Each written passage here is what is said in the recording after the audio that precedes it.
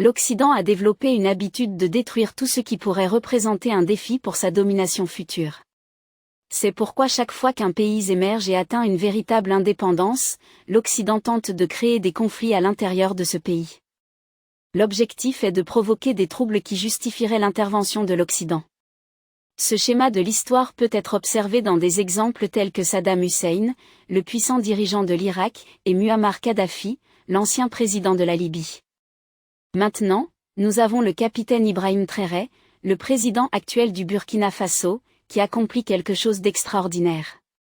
Il ne se contente pas de défier l'Occident, mais va encore plus loin en nouant des liens avec des pays considérés comme des rivaux de l'Occident. Cela inclut la conclusion d'accords militaires avec la Corée du Nord. En conséquence, les craintes augmentent des deux côtés, rappelant ce qui s'est passé avec Thomas Sankara, le leader révolutionnaire du Burkina Faso. Les gens en Afrique craignent que l'Occident ne complote contre le capitaine Ibrahim Traoré, mais qu'est-ce qui le rend plus menaçant pour l'Occident que Thomas Sankara? Découvrons-le dans cette vidéo. Le capitaine Ibrahim Traoré est déterminé à changer le destin de son pays. Il s'est engagé à faire ce qui aurait dû être fait il y a des années pour rendre le Burkina bien plus fort. Dans les développements récents, il met en œuvre des stratégies pour poursuivre la vision de son prédécesseur, Thomas Sankara. Cependant, l'histoire nous rappelle que Sankara a été tragiquement assassiné pour ses efforts visant à éloigner le Burkina Faso de la domination occidentale et à favoriser de nouvelles relations avec des nations non occidentales. Le président Traoré vise à guider le Burkina Faso vers la prospérité, l'autonomie et la force en maximisant ses ressources et en réduisant l'influence occidentale.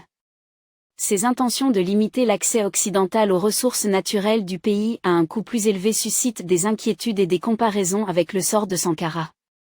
En prenant ces mesures, le président Traoré défie le statu quo et affirme la souveraineté du Burkina Faso. Il reste à voir comment ces actions se dérouleront et si les craintes de l'Occident se concrétiseront. Le président Traoré du Burkina Faso va au-delà des plans de son prédécesseur, Sankara. Il défie l'Occident en formant des alliances avec des pays considérés comme des adversaires par les puissances occidentales. Cette approche audacieuse a établi Traoré comme un leader audacieux et intrépide en Afrique.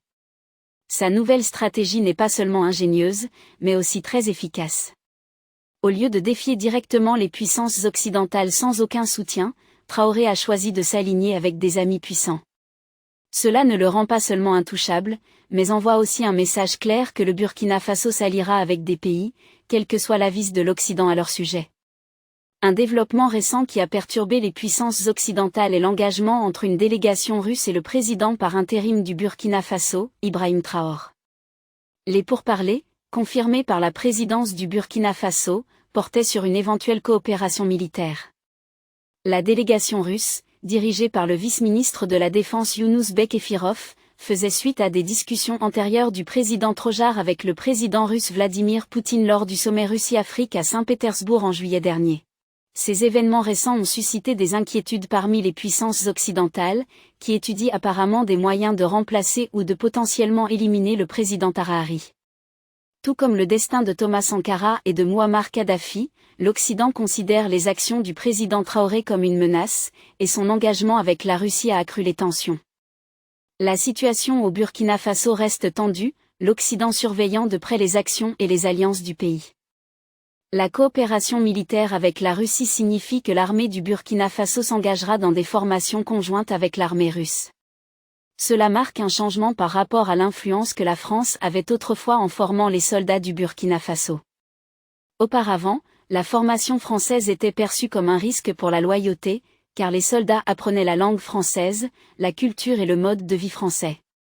Cependant, des développements récents ont mis en lumière les relations entre le Burkina Faso et Moscou, notamment suite à l'expulsion des troupes françaises plus tôt cette année. Cela a suscité des spéculations sur un approfondissement de la coopération en matière de sécurité avec la Russie, perçue comme un adversaire de l'Occident.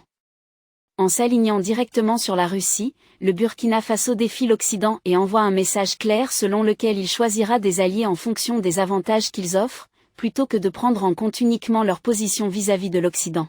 L'attente de l'Occident selon laquelle chaque pays considérera ses adversaires comme les siens peut être retracée à des facteurs historiques et géopolitiques. Tout au long de l'histoire, les puissances occidentales ont opéré dans un cadre qui met l'accent sur l'alignement des intérêts des nations aux vues similaires, en particulier en période de conflits mondiaux et de lutte de pouvoir.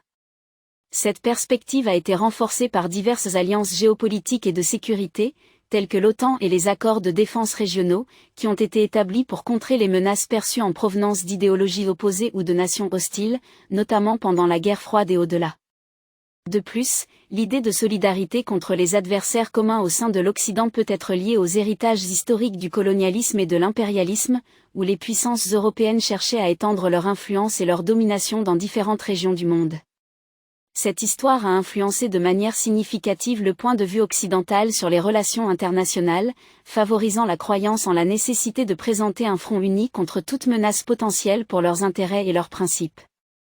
De plus, l'attente de l'Occident quant à l'animosité collective envers ses adversaires est renforcée par ses propres objectifs en matière de politique étrangère, qui privilégie souvent la sauvegarde de ses intérêts stratégiques et de sa sécurité dans le contexte mondial.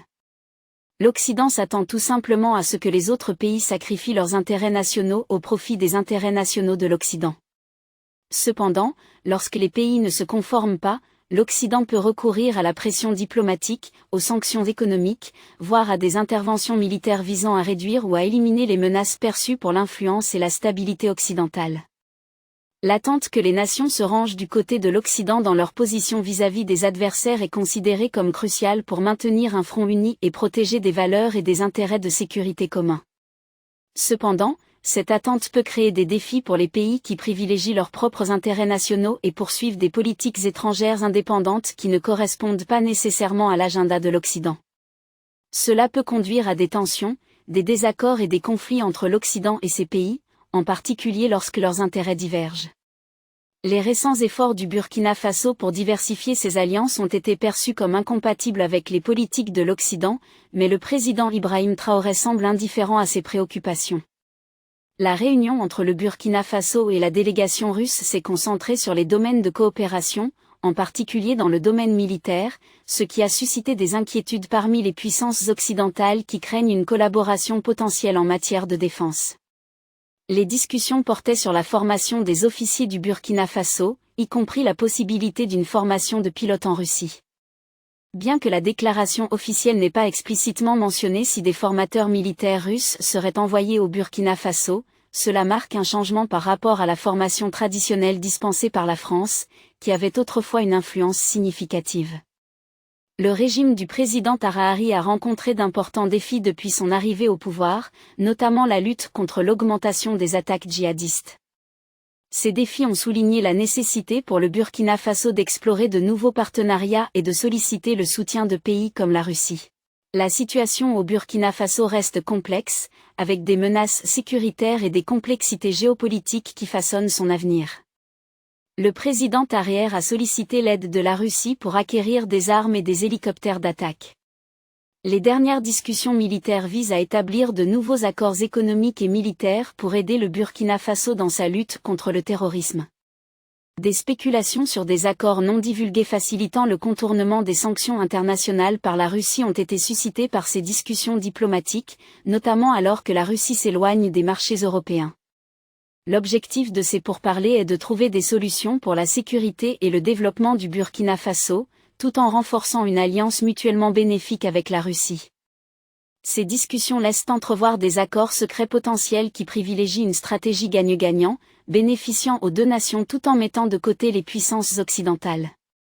La reconnaissance de la Russie par le président Harari en tant que partenaire stratégique du Burkina Faso envoie un message clair selon lequel le pays collaborera avec la Russie, quelles que soient les demandes initiales de condamnation de l'implication de la Russie dans le conflit en Ukraine. Cela s'aligne avec la politique étrangère indépendante du Burkina Faso, signalant ainsi que le pays non seulement s'abstient de condamner la Russie, mais cherche également à tisser des liens et à conclure des accords secrets qui suscitent l'inquiétude de l'Occident. Les préoccupations concernant les liens du Burkina Faso avec Moscou ont augmenté parallèlement à la montée des sentiments anti-français dans certaines régions.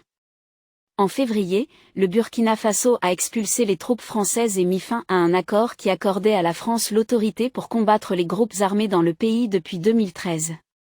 Le président Traoré a déclaré que le départ de l'armée française ne signifie pas la fin de la France en tant qu'allié. Mais le Burkina Faso cherche désormais de nouvelles formes de coopération et d'alliances stratégiques, avec la Russie étant l'une de ses alliées. Les récentes déclarations du président Traoré ont mis en lumière la nouvelle approche du Burkina Faso en matière de relations internationales.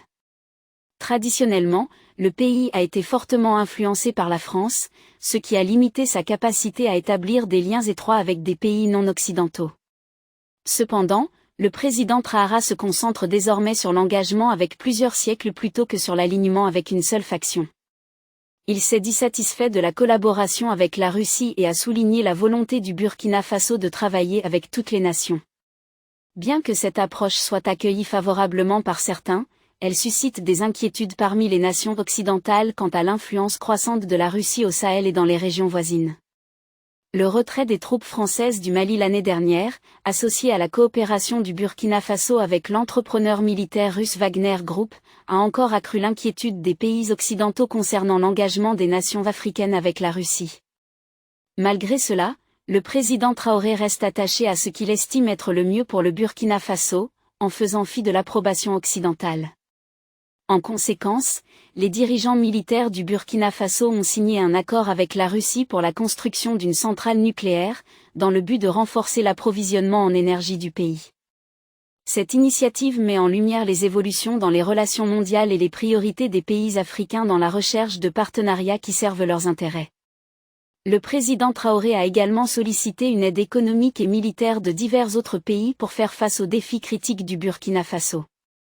Notamment, le pays prévoit de mettre en place une centrale nucléaire avec le soutien de la Russie pour répondre à ses besoins en énergie et contribuer à la stabilité énergétique régionale. Bien que certaines voix dans l'Occident aient soulevé des inquiétudes concernant le partage potentiel de secrets nucléaires, l'objectif principal demeure de résoudre la pénurie d'énergie au Burkina Faso. L'implication de la Russie dans des projets de centrales nucléaires à travers l'Afrique va au-delà du Burkina Faso, car elle a également aidé l'Égypte et le Kenya dans des initiatives similaires. Malgré des progrès dans l'accessibilité à l'énergie en Afrique subsaharienne, une partie importante de la population reste privée d'électricité. L'énergie nucléaire est considérée comme une solution potentielle à cette crise énergétique. En plus de la Russie, le président Traoré a établi des relations diplomatiques avec la Corée du Nord, exprimant l'intérêt du Burkina Faso à acquérir des armes supplémentaires. Il estime que la Corée du Nord, tout comme la Russie, peut jouer un rôle essentiel dans le renforcement de la sécurité et du développement global du Burkina Faso.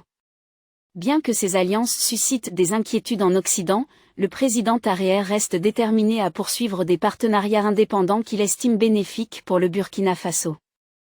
Les conséquences de ces alliances et la possibilité d'une coopération accrue façonneront sans aucun doute l'orientation future du Burkina Faso. Cet accord récent avec la Corée du Nord marque un moment significatif dans la relation entre les deux pays, rappelant la visite du leader précédent, Thomas Sankara, il y a près de 50 ans, lorsqu'il a reçu un pistolet en cadeau. Le leader militaire actuel du Burkina Faso, Ibrahim Traoré, est souvent comparé à Thomas Sankara par ses partisans. Il plaide en faveur d'alliances stratégiques avec des pays comme la Russie, la Turquie et la Corée du Nord, insistant sur le fait que les intérêts du Burkina Faso passent en premier, quelle que soit l'alliance ou la nation impliquée. Le pays accorde la priorité à la coopération avec ceux capables de les soutenir dans leur lutte contre les groupes extrémistes et de leur fournir l'équipement et l'assistance nécessaires. Cependant, il est important de noter que la résolution 2270 de l'ONU interdit explicitement le commerce des armes avec la Corée du Nord. Bien que les méthodes par lesquelles le Burkina Faso entend importer des armes de Corée du Nord soient peu claires, cette démarche envoie un message clair selon lequel le Burkina Faso affirme son indépendance et sa liberté de choisir sa propre voie. Au lieu de suivre des résolutions non contraignantes qui ne servent que les intérêts occidentaux, le Burkina Faso donnera la priorité à ses propres intérêts et prendra des mesures radicales. Les pays africains, comme le Burkina Faso, ont le droit de façonner leur politique étrangère de manière indépendante. Ils ont la liberté de choisir leurs alliés et partenariats en fonction de leurs intérêts nationaux. Cette essence de souveraineté signifie qu'ils ne sont pas soumis à des influences ou à un contrôle externe lorsqu'ils définissent leur politique étrangère. L'approche de Traoré remet en question le schéma historique des dirigeants africains s'alignant sur l'Occident et priorisant les intérêts occidentaux au détriment des leurs. Son objectif est de faire du Burkina Faso un pays indépendant avec l'autorité de décider par lui-même et de diversifier ses alliances. Ce changement peut être perçu comme un revers pour les fabricants d'armes occidentaux qui profitent du commerce mondial des armes. Cependant, Traoré comprend les défis qu'il doit relever en suivant cette voie, comme en témoigne le sort de Thomas Sankara, assassiné. La vision de Sankara pour le Burkina Faso, une nation de plus de 20 millions d'habitants, aurait pu mettre le pays sur une trajectoire de développement très différente. Prajar cherche à raviver l'héritage de Sankara et à faire du Burkina Faso une nation véritablement indépendante et déterminée, tout en veillant à sa propre survie et en ne donnant pas de point faible à l'Occident. Le capitaine Ibrahim Traoré, conscient de l'histoire des chefs d'État puissants assassinés, comprend la nécessité de consolider le pouvoir et de garantir sa propre survie pour apporter des changements radicaux. Après avoir pris le pouvoir par un coup d'État il y a environ 1 an, il a annoncé que les élections n'étaient plus la priorité par rapport à la question urgente de la sécurité. Il prévoit de modifier la constitution du pays pour mieux représenter les intérêts des masses. Traoré souligne que la sécurité est de la plus haute importance pour le Burkina Faso en raison de la violence djihadiste en cours. Initialement, Traoré vise à renforcer la sécurité dans les 2 à 3 mois suivant son arrivée au pouvoir. Cependant, 1 an plus tard, le pays continue de faire face à des attaques djihadistes. Insistant sur l'importance de relever les défis de sécurité, Traoré envisage à long terme de rendre son pays économiquement robuste en Afrique, afin que les présidents n'aient pas à vendre leur loyauté à l'Occident. Il souhaite résoudre le paradoxe de la richesse de l'Afrique en ressources naturelles, mais de sa pauvreté économique persistante. L'Afrique possède une partie importante des réserves minérales mondiales et de l'or, mais demeure l'un des continents les plus pauvres. Ce dilemme, connu sous le nom de « malédiction des ressources », est quelque chose que Traoré prévoit de changer. En remettant en question la perception des dirigeants non occidentaux comme des menaces lorsqu'ils accèdent au pouvoir, une perception profondément enracinée dans le contexte historique des dynamiques mondiales de pouvoir et des relations internationales. Le système mondial, largement influencé par les nations occidentales dominantes, a historiquement favorisé une structure qui sert les intérêts économiques, politiques et stratégiques occidentaux. Par conséquent, les dirigeants non occidentaux qui remettent en question cette structure ou cherchent des voies indépendantes font souvent face à l'opposition et à l'hostilité des puissances occidentales. Ces leaders sont souvent perçus comme des menaces pour l'ordre mondial existant. Par le passé, l'Occident a utilisé des sanctions économiques, l'isolement diplomatique, la pression politique, des interventions militaires, des opérations secrètes ou un soutien aux mouvements d'opposition pour déstabiliser les dirigeants et les gouvernements non occidentaux. Des exemples de telles interventions incluent le renversement de Saddam Hussein en Irak, l'assassinat de Thomas Sankara au Burkina Faso et l'expulsion de Mouammar Kadhafi en Libye. Ces interventions ont conduit à une instabilité prolongée, des conflits, des crises humanitaires et ont entravé le développement et l'autodétermination de ces nations. Cependant, Ibrahim Traoré émerge comme un leader qui remet en question l'attente occidentale de suivre leurs ordres. Il établit des liens solides avec des personnalités influentes non occidentales telles que Vladimir Poutine et Kim Jong-un. Et il peut apprendre à l'Occident à être à l'aise avec de tels dirigeants. Tout au long de l'histoire, l'équilibre des pouvoirs a été façonné par l'influence des nations occidentales dans le paysage économique et politique mondial. Mais l'émergence de puissances non occidentales influentes comme la Russie et la Corée du Nord a introduit une nouvelle dimension dans la structure du pouvoir mondial. Cela ouvre des possibilités d'alliances qui peuvent potentiellement contester la suprématie occidentale. En formant des alliances avec des dirigeants non occidentaux influents comme Poutine et Kim Jong-un, Ibrahim Traoré peut acquérir un levier stratégique et diplomatique sur la scène mondiale. Ces partenariats renforcent la stature géopolitique du Burkina Faso et renforcent sa capacité à poursuivre des politiques étrangères indépendantes divergeant des intérêts occidentaux. De plus, le fait de s'associer à des dirigeants non occidentaux peut donner accès à des ressources, des avancées technologiques et un soutien militaire qui ne seraient peut-être pas facilement disponibles par le biais des canaux occidentaux conventionnels. Cet accès accru peut contribuer au progrès économique du Burkina Faso, à la croissance technologique et à la sécurité nationale, réduisant sa dépendance à l'aide et à l'influence occidentale. Le capitaine Ibrahim Traoré devient un leader pour lequel des amis puissants comme Poutine et Kim Jong-un offriraient volontiers leur soutien. Si des pays occidentaux tentaient de renverser ou d'assassiner Traoré, ils devraient faire face à la réponse de pays non occidentaux profondément liés au jeune président du Burkina Faso. Cette situation laisse les pays occidentaux impuissants et incapables d'exercer leur influence au Burkina Faso. Cela rend également difficile pour eux de renverser Ibrahim Traoré, sachant que toute action contre lui déclencherait une réponse des pays non occidentaux. En conclusion, l'amitié d'Ibrahim Traoré avec des dirigeants non occidentaux influents comme Poutine et une éventuelle coopération plus étroite avec Kim Jong-un indiquent qu'il remet en question les pouvoirs occidentaux. Il crée un cercle d'amis puissants dans le monde non occidental, se positionnant ainsi comme l'un des leaders africains les plus puissants.